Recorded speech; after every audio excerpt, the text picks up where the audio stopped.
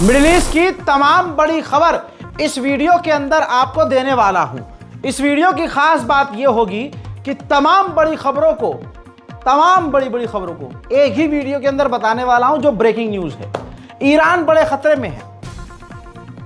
Trump के जीतने से इजराइल का रास्ता साफ हो गया है और इजराइल को क्लियर पता चल चुका है कि डोनाल्ड ट्रंप ईरान का कट्टर दुश्मन है, तो ट्रंप के आने के बाद हम कुछ भी कर सकते हैं। अब इजराइल खुला प्लान कर रहा है कि जब ट्रंप सरकार में आ जाएंगे और राष्ट्रपति पद पर बैठ जाएंगे और कार्यकाल संभाल लेंगे, तो ट्रंप की मदद से और उसके अप्रूवल से अब ईरान की न्यूक्लियर साइट को हम तबाह कर देंगे। यानी ईरान के ऊपर बड़ा हमला करने का प्लान कर रहा है इजराइल। इसके अलावा ईरान के ऊपर अमेरिका ने और कड़े प्रतिबंध लगा दिए हैं और जो पाबंदियां लगाई थी उन पाबंदियों को और बढ़ा दिया है। IAEA के जो दूसरे साथी हैं वेस्टर्न, उन्होंने ईरान के खिलाफ प्रपोजल पास कर दिया है कि IAEA के कानूनों को फॉलो नहीं किया है और ईरान ने IAEA के साथ तमाम न्यूक्लियर जानकारी शेयर नहीं की है, जिसके चलते हुए ईरान पर IAEA भी सख्त हो सकता है। उधर ईरान के ऑफिशियल्स ने साफ तौर से कहा है कि वेस्टर्न एंटी ईरानियन जो ये IAEA के जो मेंबर हैं, उनके इस कदम पर हम जवाबी कार्रवाई ज़रूर करेंगे। उधर ईरान के राष्ट्रपति मसूद पेज़ेश्कियान उस ईरान के इलाके में पहुंचे जहां पिछले कई महीने से आतंकवादियों से डायरेक्ट झड़प चल रही है। सिस्तान बलोचिस्तान के इलाके में राष्ट्रपति के पहुंचने का वीडियो आपके सामने। سیستان و بلوچستان امروز میزبان رئیس جمهور، وزرای سمت، نیرو، راه و شهرسازی و آموزش و پرورش بود. در جریان این سفر وزیر نیرو از کارخانه معدن طلای شهرستان تفتان بازدید و 2 طرح تولید شن و ماسه در شهر نوک‌آباد و کارخانه سنگشکن با ظرفیت تولید 300 تن در ساعت به بهره برداری رسید. همچنین جلسه بررسی مشکلات آب و برق این شهرستان برگزار شد. اولویت رو دادیم به تامین آب شرب و برق روستاها، به خصوص روستاهایی که هنوز از این نعمت برخوردار. वहीं ईरान के राष्ट्रपति मसूद पेज़ेश्कियान ने अपने बयान में अमेरिका इजराइल को जलील किया और कहा कि बताइए, ये वो देश हैं जो मानवता और इंसानियत की बात करते हैं और यही दोनों गाजा, फिलिस्तीन, लेबनान में इंसानियत को कुचल रहे हैं। हमसे बात करने में इनको शर्म आनी चाहिए। इंसानियत पर ज्ञान देने से पहले इन्हें खुद शर्म आनी चाहिए। ईरान के पॉलिटिकल डिप्टी ऑफ प्रेसिडेंट ने न्यूज़ चैनल पर लाइव कह दिया है कि अगर ऊपर से आदेश आता है, सुप्रीम लीडर का समझ लीजिए, ऊपर से आदेश आता है तो हम सीधा बिना रुके, बिना हेजिटेट किए इजराइल पर हमला कर देंगे। ये सुन लीजिए आप। خب ایران پاسخی رو آماده کرده و در سفر آقای گروسی هم به ایشون گفته شده و امروز هم نمایندگان ایران در آژانس ابلاغ کردن به طرف‌ها که چنانچه بیانیه‌ای صادر بشه اقدام و پاسخ مناسبی ایران خواهد داد. मेरे दोस्तों, अब इस खबर से आगे बढ़ते हैं। लेबनान पर इजराइल ने हमलों को बढ़ाया है और कुछ ही घंटों के अंदर लेबनान में जो तबाही की है, तबाही के बाद का मंजर ये है।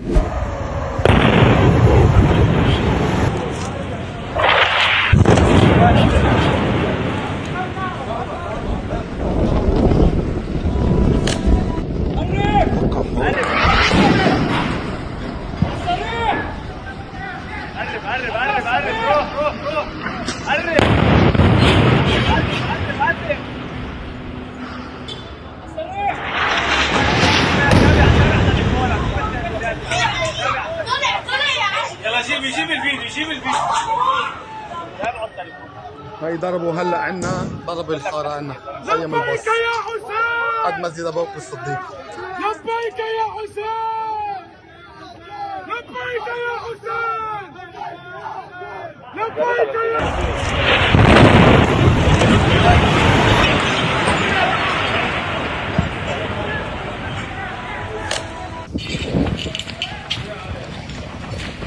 يلا اجوا الضاحيه، اجوا الدفاع المدني الضاحيه، بس ما في شيء يعني.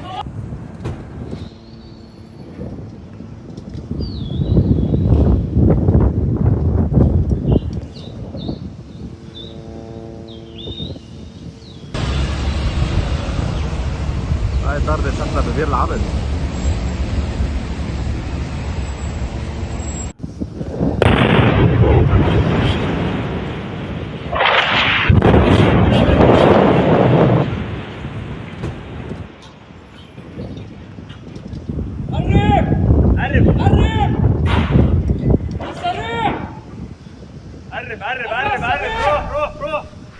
ऐसे खतरनाक हमलों में 35,558 लेबनीज लोगों की मौत हो चुकी है और दसियों हजार बुरी तरह से घायल।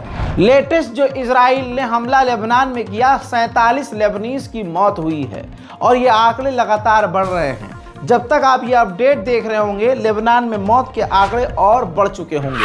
वहीं इजराइल ने लेबनान के और कई इलाकों को खाली करने का आदेश दे दिया है। इसके बाद वहां पर भी इजराइल हमले शुरू करने वाला है। उधर लेबनान अभी भी पूरी तरह से टक्कर दे रहा है। हिजबुल्लाह बुरी तरह से भिड़ा हुआ है और हिजबुल्लाह ने एक बार फिर से इजराइल के कई इलाकों पर मिसाइल दागी, जिन्हें इजराइल के आयरन डोम न रोक सके, जिससे इजराइल के अंदर भारी तबाही के मंजर सामने आए हैं। अब जो आप तस्वीर देखेंगे इजराइल की बर्बादी और इजराइल में जो भारी नुकसान हुआ है हिजबुल्लाह के हमले से, वो मंजर आप देखेंगे। शेयर जरूर कीजिएगा, देखिए। שיבצתי אותך כנראה תקדימית דעתה, אני שם שתי תגובות חרדה.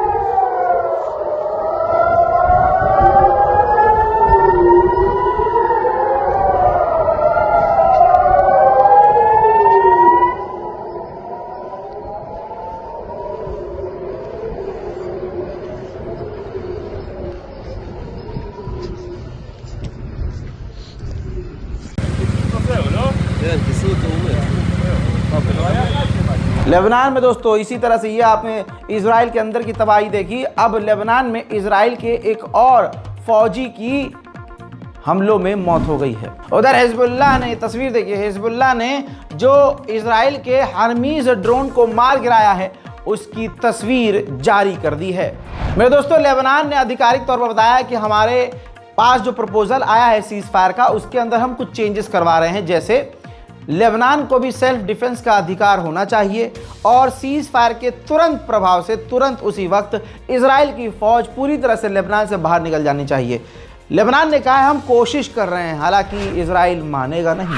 उधर में दोस्तों रशिया ने भारी मात्रा में हवाई रास्ते से जहाज के जरिए लेबनान को मदद पहुंचाई है।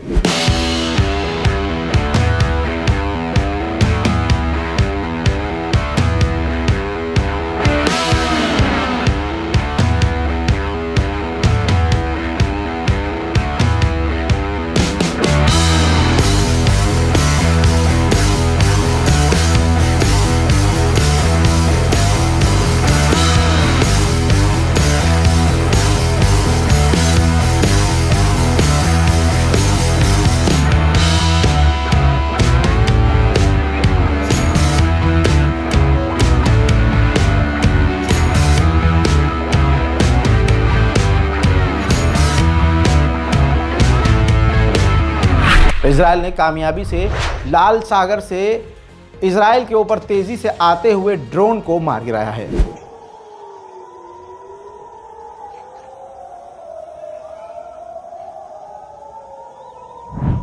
उधर में दोस्तों बेगैरत नेतन्याहू ने कहा है कि आईसीसी के किसी भी रूल को और ऑर्डर को हम नहीं मानेंगे और जंग जारी रखेंगे।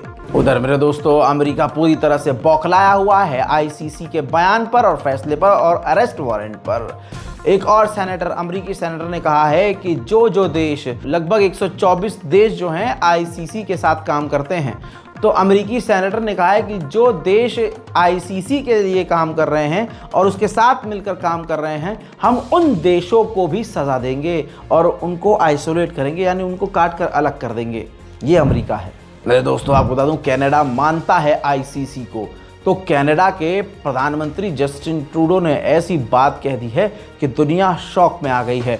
जस्टिन ट्रूडो ने कह दिया है कि अगर नेतन्याहू कनाडा आए तो हम उनको गिरफ्तार कर लेंगे। देखिए, First of all, as Canada has always said, it's really important that everyone abide by international law.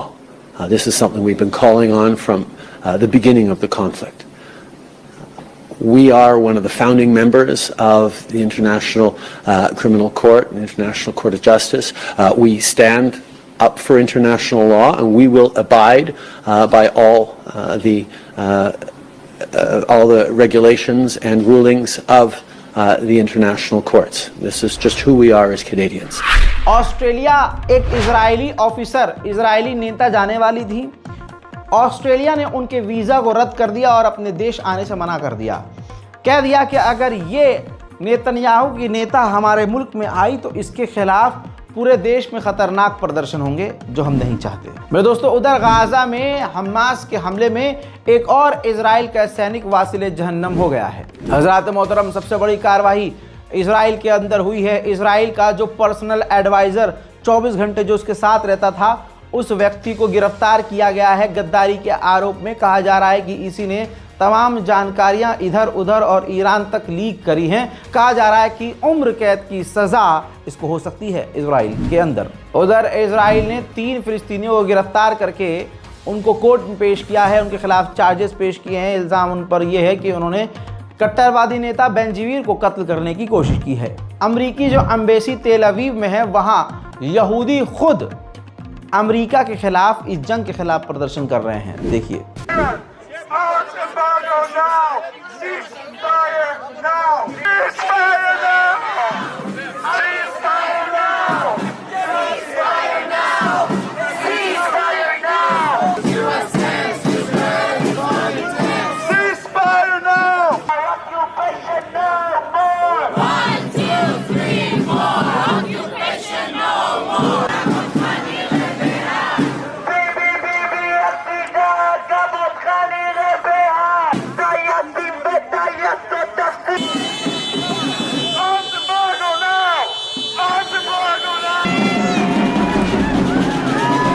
Israel ने जो हरामीपना करते हुए इराक को भी धमकी दी और कहा कि हम तुम पर हमला करेंगे। इराक ने तुरंत अरब लीग की मीटिंग बुला ली और अरब लीग की मीटिंग होने के बाद तमाम अरब के देशों ने इजराइल के खिलाफ एकजुटता दिखाई और कहा कि हम हर तरह से इराक के साथ हैं और इजराइल ये गलत कर रहा है। मेरे दोस्तों, इसी मुद्दे पर इराक ने बड़ा ही दिमाग चलाते हुए व्लादिमीर पुतिन से फ़ोन पर बात की है। कहा जा रहा है कि इराक के प्रधानमंत्री ने इजराइल की शिकायत व्लादिमीर पुतिन से की है कि वो हमें बार बार मारने की और हम पर हमला करने की धमकी दे रहा है। उधर इंडोनेशिया ने अरब लीग के मीटिंग के दौरान पूरे अरब देशों से मांग की है कि जितने भी अरब देश हैं वो इजराइल के साथ बिजनेस ट्रेड बंद कर दें। उधर अमेरिका की नाक पे नाक काटते हुए एक बार फिर से यमन के हौथीज ने अमेरिका के MQ-9 रीपर ड्रोन को मार गिराया है। गाजा के अंदर तबाही बहुत ज़्यादा है, बर्बादी बहुत ज़्यादा है, भूख बहुत ज़्यादा है। तस्वीर देखिए, वहाँ बेकरीज लगभग बंद हो चुकी हैं। जो बेकरीज खुली हुई हैं वहाँ पर रोटी और ब्रेड के लिए हज़ारों की तादाद में भीड़ लगी हुई है। कनाडा में जहां पर फिलिस्तीनी समर्थक कनाडा में प्रदर्शन कर रहे थे, वहीं इजरायली समर्थक आ जाता है और फिलिस्तीनी समर्थकों को परेशान करते हुए कहता है कि पूरे फिलिस्तीन और गाजा पर कारपेट बॉम्ब मारकर सबको तबाह कर दो, यानी एक साथ सबको मिटा दो। देखिए, Carpet bomb Palestine, carpet bomb Palestine. Put a Palestine flag there.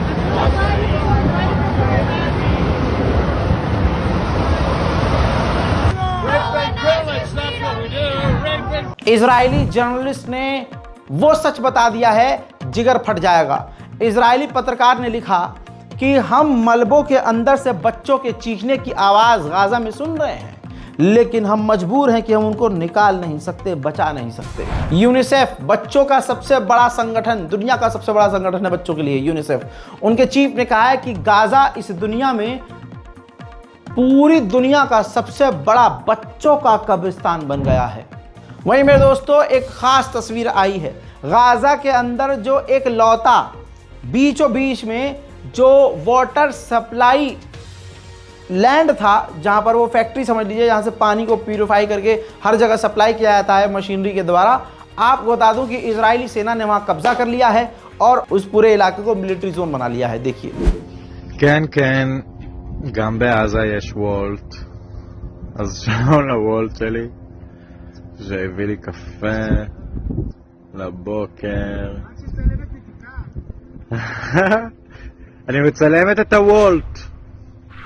वहीं मेरे दोस्तों इस तरह के मंजर रोज नजर आ रहे हैं। इजराइल के एक ऑफिसर ने सोशल मीडिया पर गाजा के पूरे मोहल्ले को एक साथ बम लगाकर उड़ाते हुए का वीडियो शेयर किया है।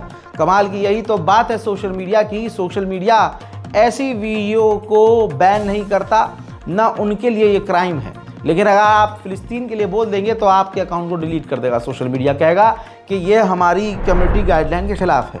वहीं इजराइल ने टेंटों के अंदर जिंदगी मजबूरी वाली गुजारते हुए, गुर्बत वाली ज़िंदगी गुजारते हुए, मौत के साए में ज़िंदगी गुजारते हुए जो फ़िलिस्तीनी गाज़ा के लोग टेंट के अंदर रह रहे थे, इजराइल ने उन टेंट वाले एरिया पर भी, उनके टेंटों पर भी हमला कर दिया।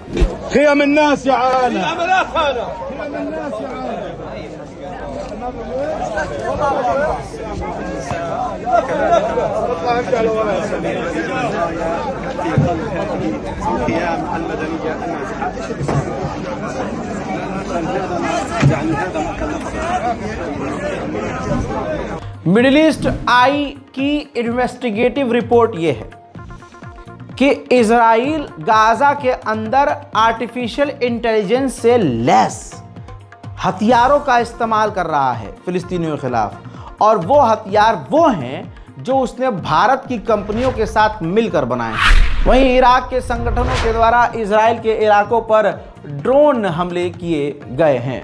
मेरे दोस्तों अब ये दो तस्वीर देखिए, जबलिया के इलाके में सैकड़ों फिलिस्तीनियों को इजराइल की सेना ने गिरफ्तार कर लिया है, किडनैप करके अपने साथ ले गए हैं। मेरे दोस्तों वाहिद नेतन्याहू ऐसा है जिसने पूरे मिडिल ईस्ट में आग लगा दी है।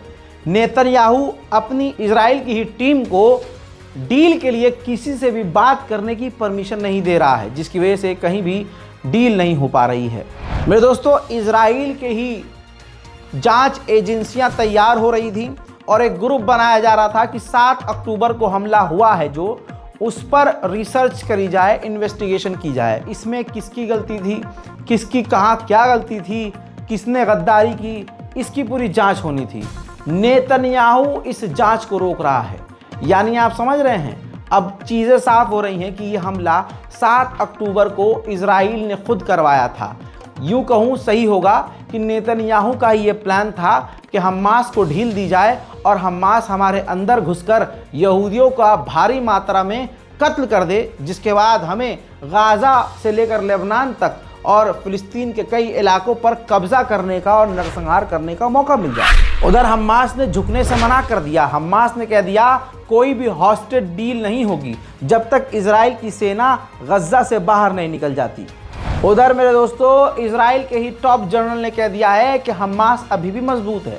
हमास के ही अंडर गाज़ा की सरकार चल रही है और गाज़ा के लोग अभी भी हमास के साथ हैं। अमेरिका के MQ-9 रीपर को एक हफ्ते में 1-2 बार मारकर गिरा ही रहा है हुतीज, जिसके बाद अमेरिका के डिफेंस मिनिस्टर ने पूरा जलील होकर, अब रुस्वा होकर ये कहा है कि यमन के हुतीज जो कर रहे हैं इसकी कीमत उन्हें चुकानी ही पड़ेगी। वहीं मेरे दोस्तों सीरिया में अमेरिकी बेस के ऊपर मिसाइल हमला हुआ है, जिसमें अमेरिकी फौजियों को तो नहीं लेकिन बेस को नुकसान पहुंचा है। मेरे दोस्तों इजराइल को उम्मीद से ज़्यादा लेबनान के अंदर हिजबुल्लाह के हथियार मिले हैं जो कि रशियन मेड हैं, यानी इतना सोचा नहीं था, उससे ज़्यादा इजरायली सेना को हिजबुल्लाह के हथियार मिल गए हैं जो लगभग सारे के सारे रशियन हैं। उधर नीदरलैंड ने अपनी पार्लियामेंट में वोट करके पास करवा लिया है बिल, ऐसा बिल कि नीदरलैंड में अगर कोई ऐसी मस्जिद है जिस मस्जिद के अंदर यहूदी और इजराइल के खिलाफ बयानबाजी होती है तो उस मस्जिद को बंद कर दिया जाएगा। ठीक इसी तरह से अमेरिका ने भी एक बिल पास किया है जिसके तहत अगर कोई भी ग्रुप, कोई भी चैरिटी ग्रुप, कोई भी ऑर्गेनाइजेशन फिलिस्तीन को, गाजा को सपोर्ट करेगी तो उसकी फंडिंग को काट दिया जाएगा। उधर यूएन ने कहा है कि पिछले 40 दिनों से एक भी मदद नॉर्थन गाजा के अंदर नहीं पहुंची है। उधर कमाल अदवान हॉस्पिटल के अंदर, ये तस्वीर देखिए, कमाल अदवान हॉस्पिटल के अंदर लगभग ऑक्सीजन खत्म हो चुकी है। अब वहां पर मरीज मौत के मुंह में ऑलरेडी जा चुके हैं। गाजा और फिलिस्तीन के अपडेट में मिडिल ईस्ट से तमाम रिपोर्ट आपको दे चुका हूं। गाजा की मदद के लिए इस बारकोड का इस्तेमाल कीजिए। इस रिपोर्ट को ज़्यादा से ज़्यादा शेयर कीजिए। अपनी राय कमेंट में ज़रूर लिखिए और हमारे चैनल रज़ाग्राफी अनस्क्रिप्टेड को सब्सक्राइब ज़रूर कीजिए। मैं हूं रज़ा और आप देख रहे थे रज़ाग्राफी अनस्क्रिप्टेड। जय हिंद।